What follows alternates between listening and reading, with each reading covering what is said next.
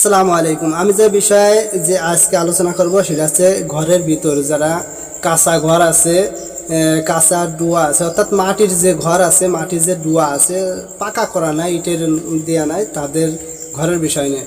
তো এই যে ঘরগুলা আছে, অধিকাংশ ফ্যামিলিতে কিন্তু এই কাঁচা ঘরগুলা থাকে, দেখা যাচ্ছে গ্রাম অঞ্চলে বেশি থাকে। শহর অঞ্চলে যারা বাড়ি ঘর করে তারা কিন্তু ধনাঢ্য ব্যক্তি হয়, টাকা পয়সাওয়ালা হয়, শিল্পপতি, অনেক ব্যবসায়ী আছে, বড় বড় ব্যবসা যারা করে, গার্মেন্টসের মালিক, অনেক ধরনের মানে শিল্পকলার যে মালিকগুলো আছে এরা কিন্তু শহর অঞ্চলে বাড়ি করে, অর্থাৎ তাদের বাড়িঘর মাটির হবে না, কাঁচা হবে না, তারা কিন্তু পট্টলিকাই করে, ইট পাথরের তৈরি দিয়ে বড় বড় বিল্ডিং সাজায়। তো আমি সে বিষয়ে আমি কথা বলবো না, আমি কথা বলবো হচ্ছে যারা মাটির ঘরে বসত করে তাদের ঘরের ভিতরে কোন জিনিসটা দিলে এই ঘরে রহমতের ফেরেশতা ঢোকে না, আর কোন জিনিসটা দিলে কোন জিনিস দিয়ে এই ঘরটা লেপলে ঘরের ভিতর রহমতের ফেরেশতা তো ঢোকে না, তাতে বরকত কমে যায়। এই বিষয় নিয়ে যে কাঁচা ঘর কিন্তু অধিকাংশ গ্রাম অঞ্চলে কাঁচা ঘর আছে, কাঁচা ডুয়া আছে, অর্থাৎ মাটির ডুয়া আছে, ইট ফাটকেলের কোনো কারবারই নাই, এমনও ফ্যামিলিতে আছে।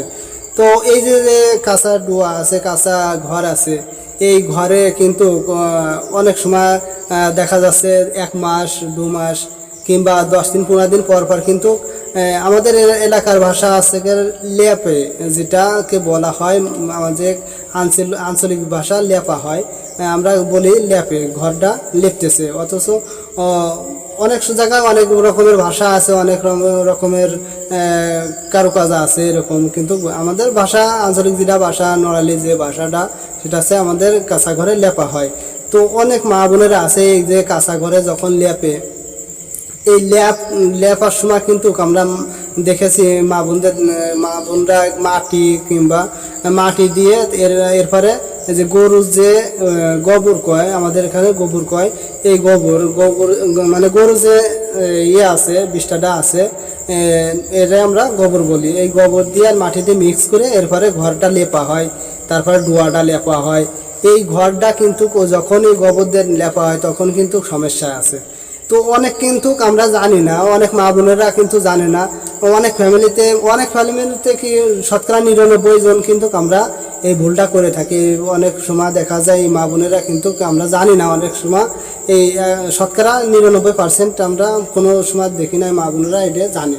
তো এই যে ঘরটা লেপার সময় কিন্তু এই যে গোবর ব্যবহার করে মাটির সাথে মিক্স করে, এরপরে গোবরটা দিয়ে ঘরটা লেপা হয়। এই ঘরটায় যখন গোবরটা দিয়ে লেপা হবে তখন কিন্তু ওই ঘরটা নাপাক হয়ে যাবে।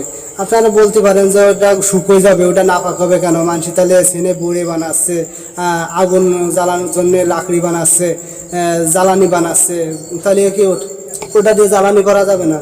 অবশ্য আমি সেদিকে আমি বলতেছি না, অবশ্যই যাবে, সেটা শুকনো হয়ে যাবে, শুকনো হয়ে গেলে তাদের জ্বালানো যাবে। কিন্তু যখনই মাটি দিয়ে গোবর দিয়ে ঘর লেপা হবে তখন কিন্তু ওই ঘরের যে একটা রহমতের ফেরেশতা আসে, বরকত নিয়ে আসে, সেটা কিন্তু কমে যাবে।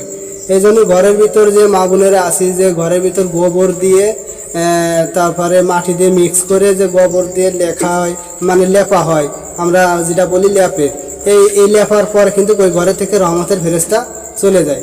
রহমতের ফেরেশতা যদি ঘরের থেকে চলে যায় তাহলে ওই ঘরে কিন্তু বরকত আসে না, আল্লাহ পাকের বরকতও আসে না। এই জন্য যে মা বোনেরা যে ঘরে বাইরে যেখানে লেপুক না কেন বা সৌন্দর্য বাড়ানোর জন্য, আবার দেখা যাচ্ছে অনেক সময় অনেক চুলা আছে, কাঁচা চুলা আছে, সেগুলাও কিন্তু ওই গোবর দ্বারা লেপে।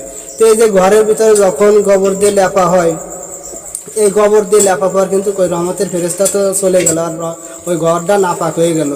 আমরা কি মনে করি যে ঘরটা ভালো দেখা যাবে গোবর দিয়ে লেপলে, আসলে কিন্তু ভালো দেখা যায়, এটা বাস্তবে চোখের একটা সৌন্দর্য, সেটা ঠিক আছে। কিন্তু এই ঘরের ভিতরে গোবর দিয়ে যখন লেপা হবে তখন কিন্তু ওই ঘরের ভিতরে নাপাক হয়ে যাবে।